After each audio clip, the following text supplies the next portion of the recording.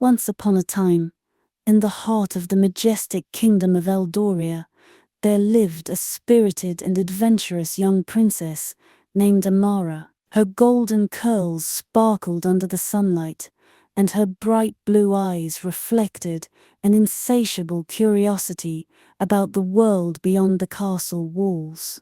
Despite her royal upbringing, Amara often found herself drawn to places forbidden by her parents.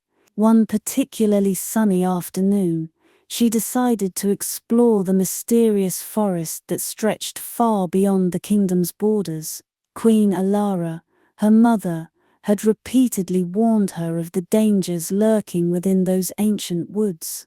Tusoth, the forest is not just trees and animals, the queen would say solemnly. It holds secrets, magic, and creatures we cannot understand.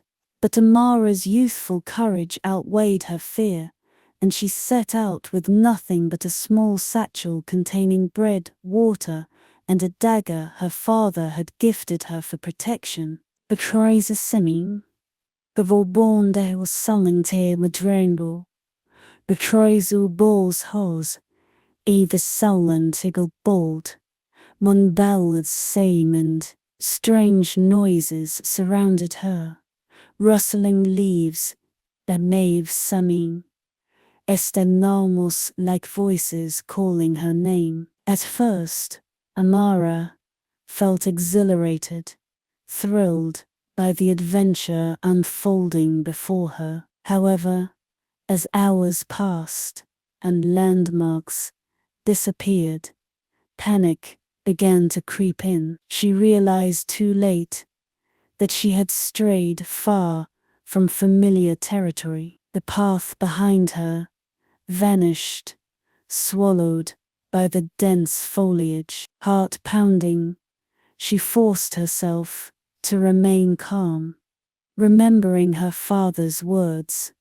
Courage conquers all. With determination burning in her chest, she pressed onward, hoping against hope that she could find her way back home. As night descended upon the forest, its shadows deepened and the air grew colder. Exhaustion weighed heavily on Amara, but she refused to give in to despair. Just when she thought she might collapse from fatigue, she stumbled upon an ancient oak tree whose gnarled branches twisted skyward like skeletal fingers. Perched atop one of these branches was a magnificent owl, his piercing yellow eyes glowing like lanterns in the dark. "Who dares disturb my rest?" croaked the owl, his voice gravelly, yet oddly melodic. Startled, Amara nearly dropped her satchel,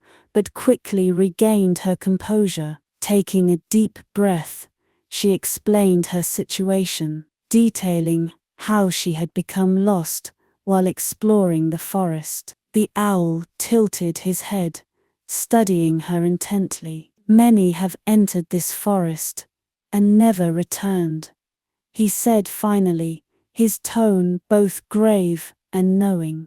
"But if you're brave enough, I might help you." Intrigued, despite her exhaustion, Amara asked who he was and why he seemed so knowledgeable about the forest. The owl introduced himself as Orin, guardian of the forest's oldest secrets. He revealed that he had watched over the woods for centuries, witnessing countless travelers fall prey to its enchantments. Sensing something special in Amara, Orin offered to guide her through the forest, but only if she promised to listen carefully and act wisely. With little choice left, Amara agreed. Together, they set off under the pale moonlight, navigating narrow paths lined with glowing mushrooms and eerie shadows. Each step forward brought new challenges,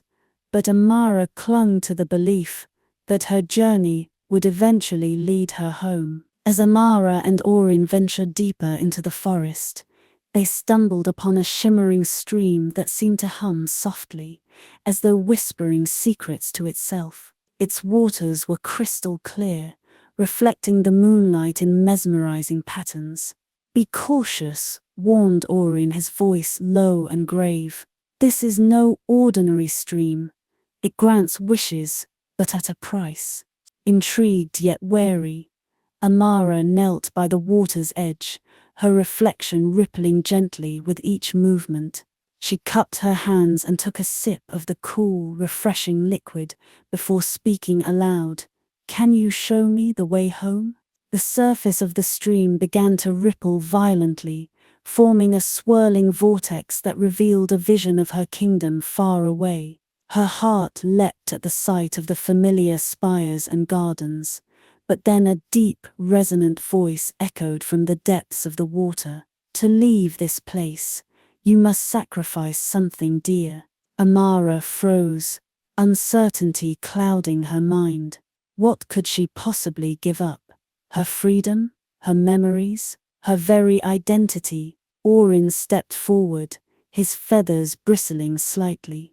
"Do not rush into making promises, young one," he advised. "The stream feeds on desperation and thrives on binding oaths."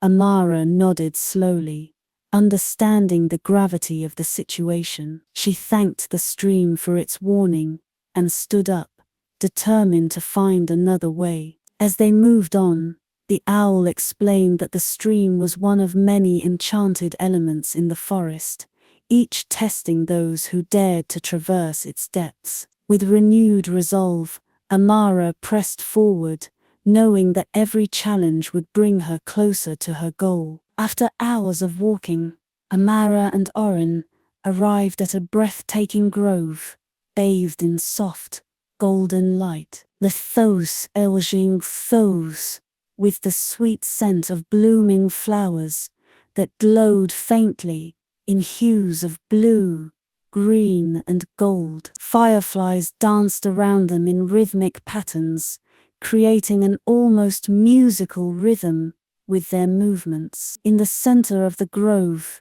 stood a pedestal holding a crystal orb that pulsed with a gentle, otherworldly glow. Orin landed on a nearby branch, his eyes wide with awe. "This is the heart of the forest," he whispered reverently. "It sustains the magic of this realm, of Naname." A foes, with a alv, and a figure emerged from the shadows, a kind-looking woman, dressed in flowing robes, adorned with intricate embroidery, resembling vines and leaves. She introduced herself as Lyria, guardian of the forest. Sensing Amara's distress, Lyria approached her with a warm smile. "You seem lost, child," she said softly. "Tell me your story." Amara hesitated briefly, but decided to trust the mysterious woman. She recounted her journey so far, including her encounter with the talking owl and the whispering stream. Lyria listened intently, nodding occasionally. When Amara finished, Lyria promised to help, but only if Amara proved herself worthy. Lyria posed a riddle to test Amara's wisdom. "I speak without a mouth and hear without ears. I have no body, yet I come alive with wind. What am I?" Amara frowned, thinking hard. Images of past stories her mother had told her raced through her mind. She remembered a tale about echoes, sound waves, bouncing off surfaces, returning to their source. Slowly, confidence grew within her. "An echo," she declared confidently. Lilia smiled approvingly, impressed by Amara's quick thinking. "Correct," she said, "but this is merely the first step. To earn my full assistance, you must face 3 trials: courage, kindness, and wit." Together, they prepared for whatever lay ahead, knowing that each trial would push Amara to grow stronger and wiser. As they waited for the next challenge, Lilia shared tales of the forest's history, explaining how it had once been a sanctuary for all living beings until dark forces disrupted its harmony. Inspired by these stories, Amara vowed to protect the forest as fiercely as she sought her own path home. The Sikid, a Mabel Soldugans, from budges spanning a roaring river below. A wall thing ale around the side, heavy thick, with an ominous energy. Strange shadows slithered across its planks, forming monstrous shapes that hissed and growled menacingly. Orin landed on Amara's shoulder, whispering urgently, "These are the shadows of doubt, creatures born from fear and despair. They prey on those who falter." Amara's heart raced as she stepped onto the bridge, each shadow lunging toward her with razor-sharp claws. Summoning every ounce of courage, she focused on her goal, repeating her father's words in her mind. Courage conquers. The shadows recoiled slightly at her unwavering determination, but grew fiercer as she neared the midpoint. One particularly large shadow lunged directly at her, its form twisting into something resembling a snarling beast.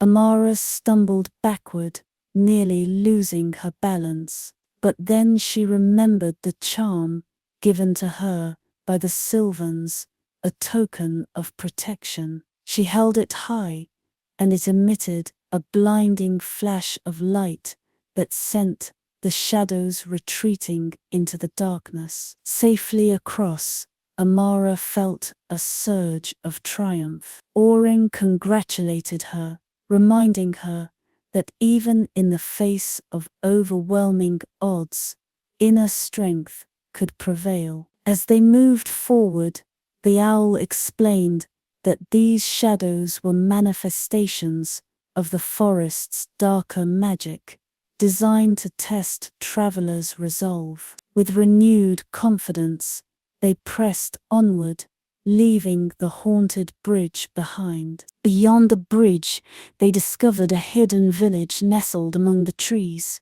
Its inhabitants were tiny folk known as Sylvans, no taller than 2 feet, who lived harmoniously with nature. Their homes were carved into tree trunks, adorned with moss and flowers. As Amara and Orin entered the village square, the Sylvans welcomed them warmly, offering food and shelter. During dinner, the Sylvan elder, a wise old man named Thaler, shared tales of the forest's history. He spoke of a legendary artifact called the Starlight Key, said to unlock portals between worlds.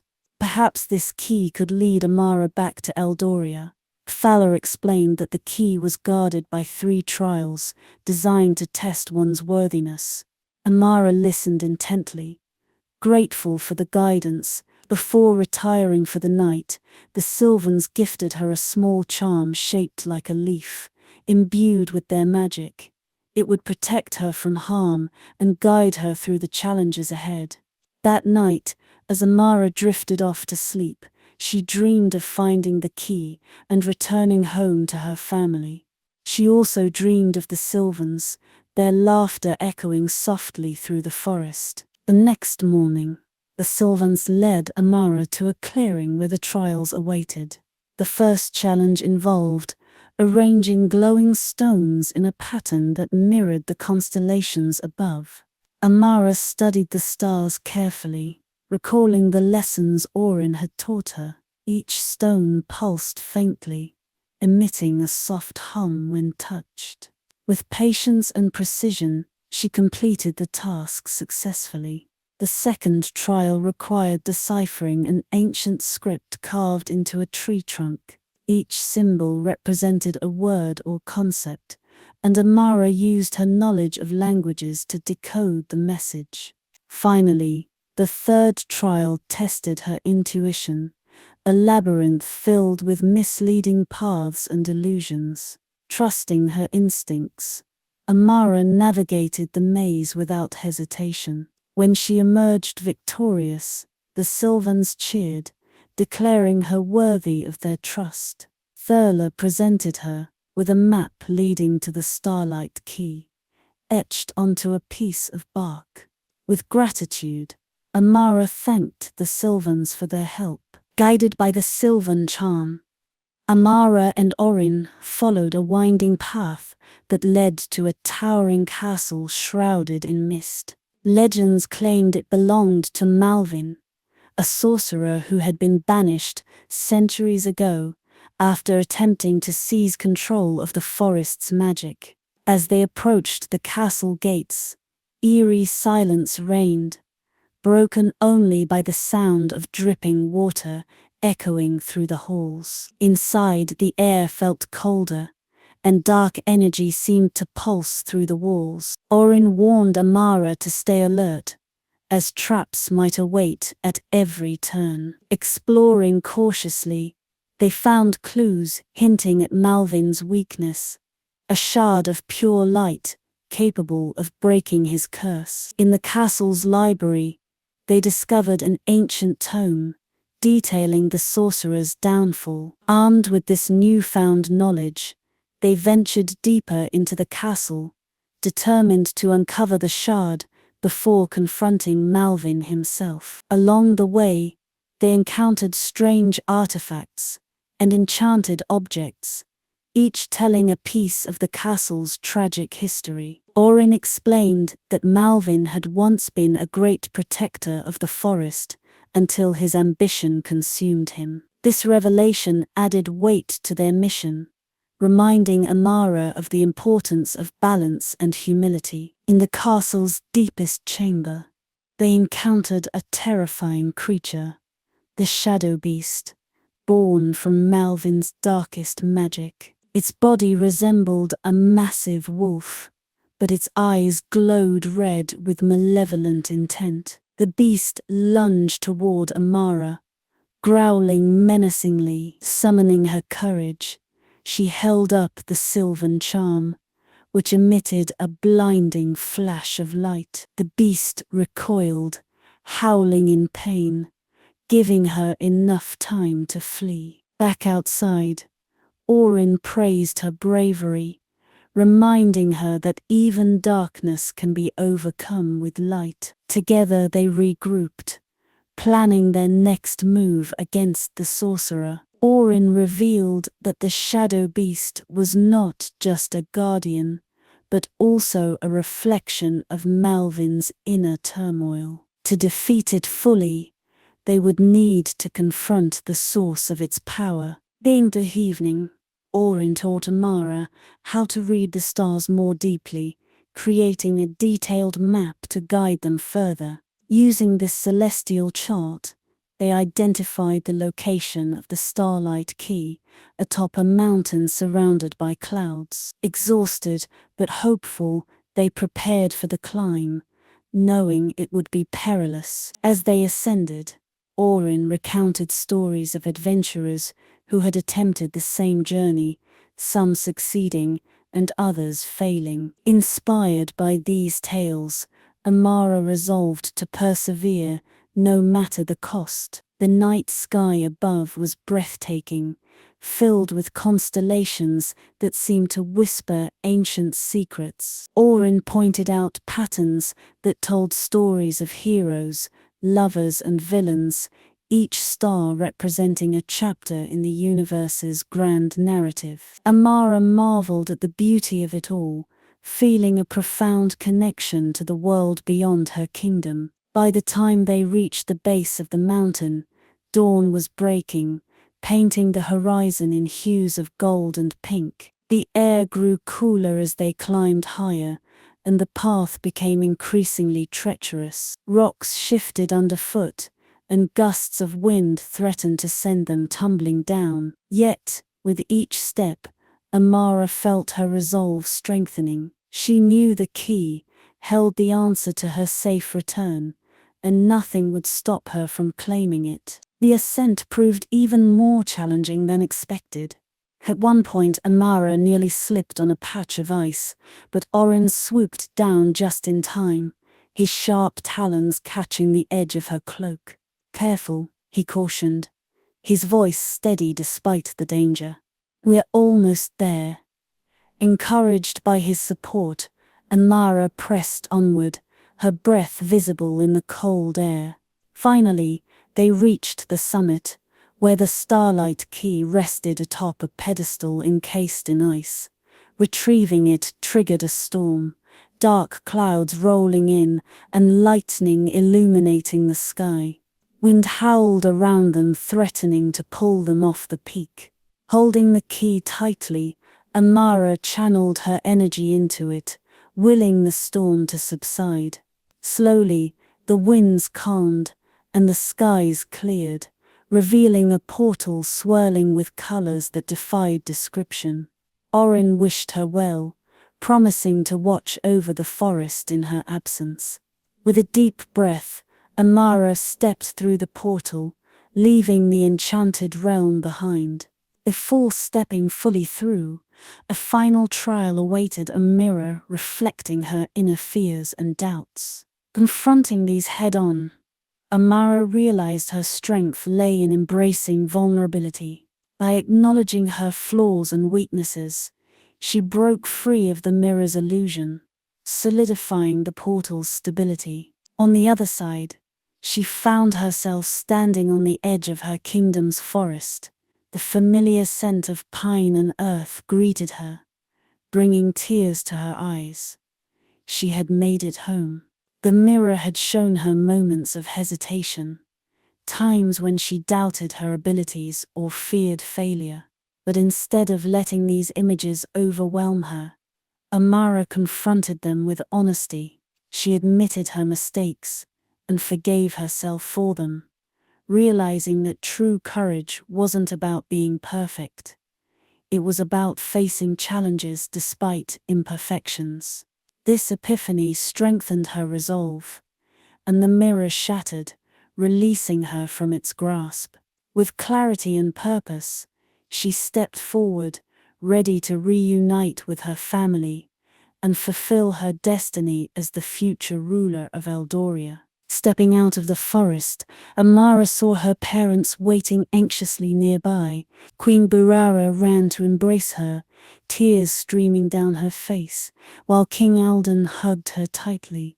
Relief. That evening, the royal family celebrated her safe return with a grand feast. Amara recounted her adventures, sharing everything she had learned about courage, wisdom, and compassion. Her parents listened intently, pride shining in their eyes, though relieved to have her back.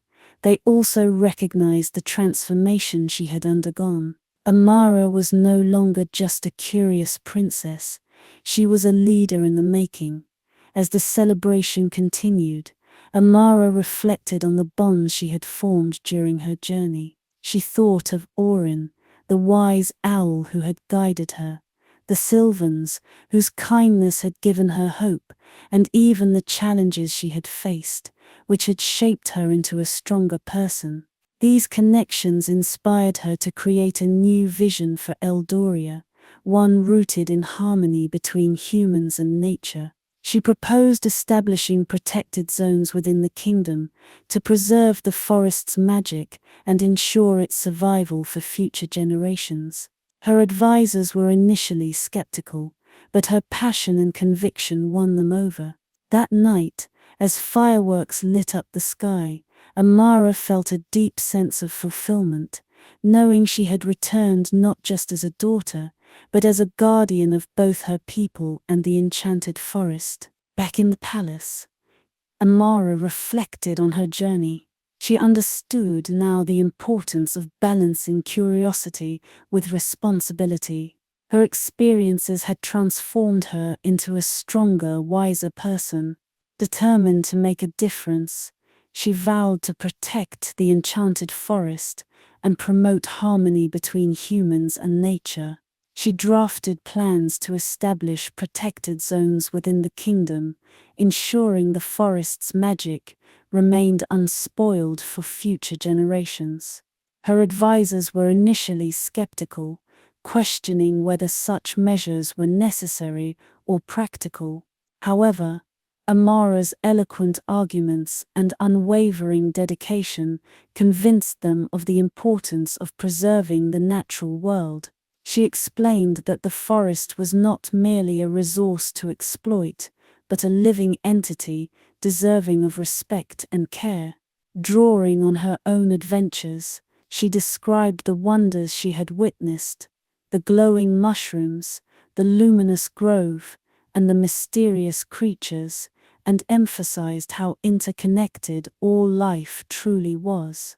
Her vision resonated with the people of Eldoria, inspiring a movement towards sustainability and conservation.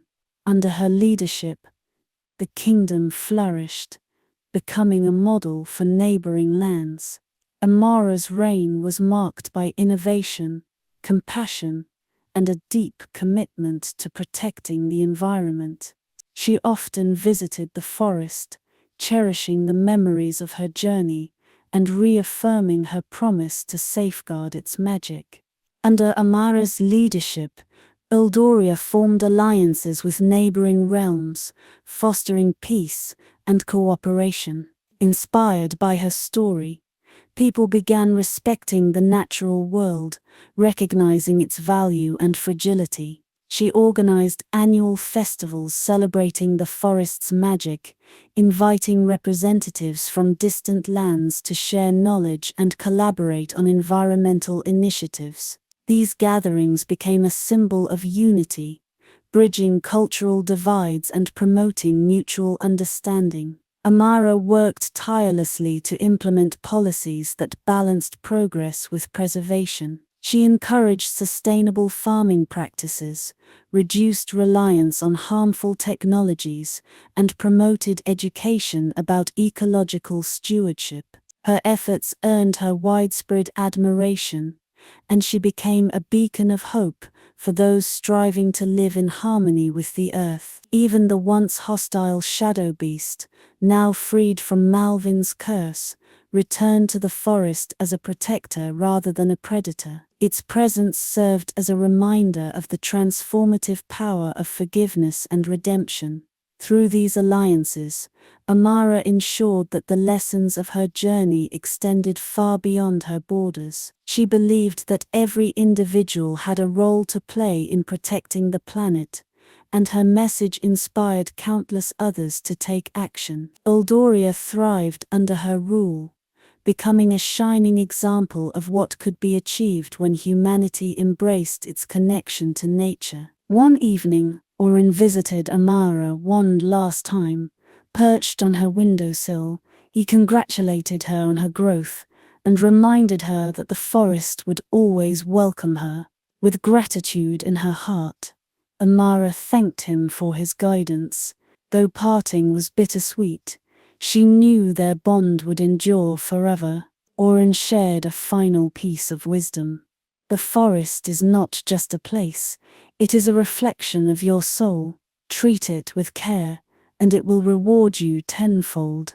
His words lingered in Amara's mind long after he took flight, disappearing into the night sky. She realized that the lessons she had learned from the forest were not confined to her adventure. They were principles that could guide her throughout her life. From that moment on, she carried the spirit of the enchanted realm within her, drawing strength from its magic whenever challenges arose. Years later, Amara ruled as queen, instilling values of respect and unity. Under her leadership, Eldoria became a beacon of light, inspiring countless generations. Her legacy lived on through the stories told about her incredible journey. Children gathered around elders to hear tales of her bravery, her encounters with magical creatures, and her ultimate triumph over adversity. These stories taught important lessons about courage, perseverance, and the importance of protecting the natural world. Amara's influence extended far beyond her lifetime. Future rulers followed in her footsteps, continuing her work to preserve the enchanted forest and promote harmony between humans and nature. Schools incorporated her teachings into their curricula, ensuring that every child grew up understanding the interconnectedness of all living things. Monuments were erected in her honor, commemorating her contributions to the kingdom and the world at large. Through these efforts, her memory remained alive, inspiring new generations to carry forward her vision. The fire Passem. The grown older, Amara occasionally returned to the forest, cherishing the memories of her adventure. Each visit renewed her sense of wonder and reminded her of the magic that had shaped her life. She walked among the towering trees, listening to the whispers of the wind and marveling at the glowing mushrooms that still lit up the darkest nights. The forest seemed to remember her welcoming her like an old friend. On one such visit, she stumbled upon a young girl wandering alone, much like she had done so many years ago. Recognizing the spark of curiosity in the child's eyes, Amara introduced herself and offered guidance, sharing snippets of her own journey. In doing so, she passed the torch to the next generation, ensuring that the forest's magic would continue to inspire and transform lives. As she watched the girl disappear into the woods, Amara smiled, knowing that the cycle of discovery and growth would never end. And so, the enchanted forest remained a timeless sanctuary, forever intertwined with the destiny of Eldoria. Its magic endured, shaping the lives of those who dared to explore its depths. For Amara, the forest was more than just a place.